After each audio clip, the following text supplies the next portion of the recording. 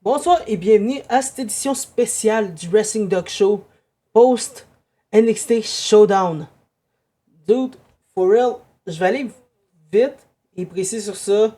Je peux pas trop en parler parce que là je suis plus de mon côté solo pour asseoir. Mais vraiment, c'est fucked up ce qui est arrivé. Donc là, for real, les Hardys, on commence le show en fait avec les Hardys. Puis ils ont remporté la ceinture Tag Team TNA. Dude, c'est insane. So, j'ai adoré. Mais je te dis, ça va créer plus de tension entre la Team 3D puis les Hardys pour Bound for Glory. Puis côté NXT, je pense que ça va causer de la tension au sein de Dark State. Peut-être qu'ils vont aller envahir TNA pour essayer de reprendre la ceinture. Mais là, on passe après au deuxième match de la soirée. Peut-être un des plus intéressants selon moi. En fait, ouais, c'est un des plus intéressants. C'était le Survivor Series des femmes. Team NXT contre Team TNA. Dude, for real, c'était quand même 20 minutes de genre personne qui se faisait éliminer. Je t'attends que genre Jada Parker se fait roll up. En fait, qu'elle se fait distraire puis genre elle se fait éliminer.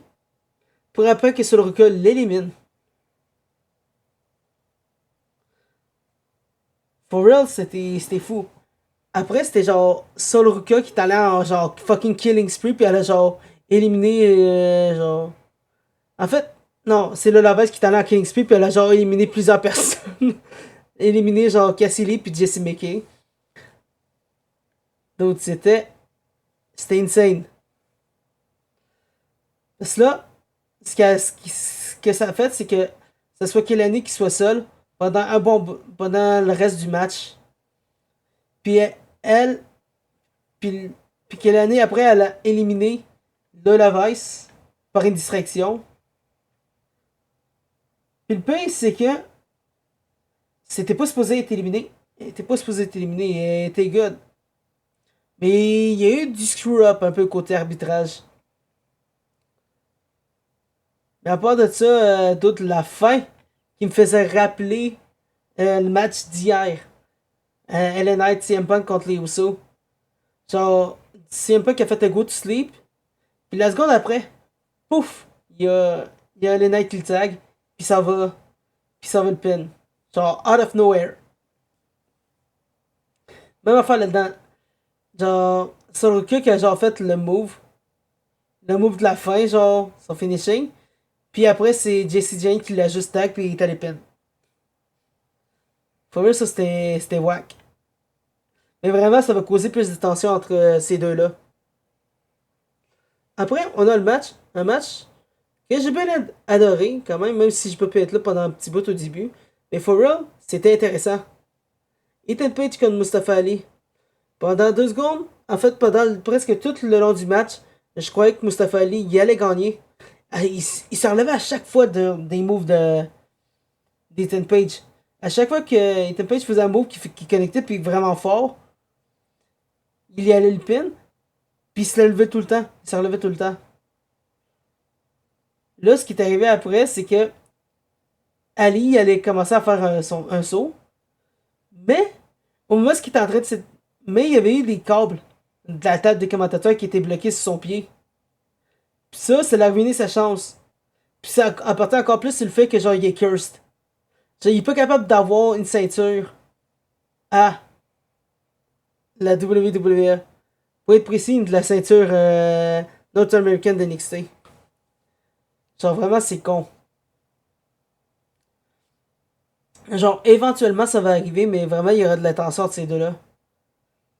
Là après on avait un petit segment Matt Cardona qui finalement il veut affronter Josh Briggs. Puis Josh Briggs veut l'affronter aussi. Donc on a le match-up la semaine prochaine de confirmer. Josh Briggs contre Matt Cardona qui va probablement être le main event. Après on a quand même le match de la soirée. Mais for real, je te dis, what the fuck. À comparer à ce qui est arrivé avec les femmes, je pensais pas que ça allait se dérouler de même. Là, on commence avec, genre, peut-être beaucoup d'action entre les deux teams. Juste pour que, genre, Masborn se fasse éliminer rapidement dans les 5 premières minutes.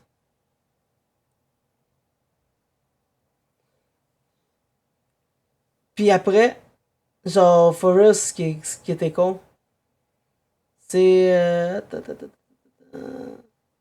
Je l'ai ici. Puis après, il y a eu un fight. Il y a eu du fight pendant un petit bout. Puis après, Javon Evans s'était fait éliminer par Leon Slater. Puis là, après, c'est là que c'est parti en couille. Parce que là, il restait juste Trick puis Ricky Saint. Puis vraiment, il y avait. Ils s'entendaient aucunement entre les deux. Puis ça a fini que genre. Que genre, Trick William il est juste parti. Il a juste laissé Ricky tout seul contre deux. Genre, il avait réussi à éliminer Frankie Kazarian. Puis là, il restait. Il restait vraiment. Genre, deux autres personnes de plus là-dessus. C'était vraiment fou. Mais Mais malheureusement, Ricky Saint n'a pas pu survivre tout seul. Il s'est fait éliminer par Mike Santana à la fin. Mais for real, ça va tease. Ah, puis en plus de ça, il y avait un move de Moose qui avait connecté sur Ricky. Donc là, ça, ça va tease un feud potentiel entre Moose et Ricky Saint.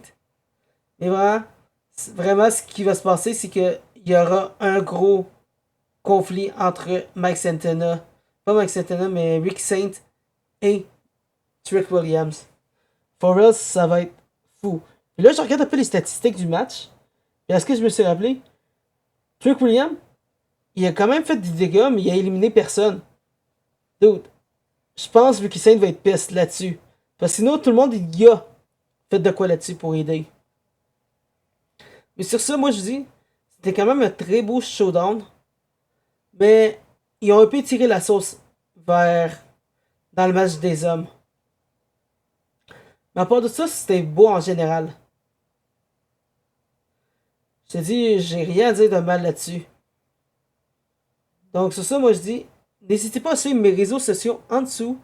Allez sur le Discord dans la description de la vidéo. Et on se repogne demain pour le match des Canadiens. A plus!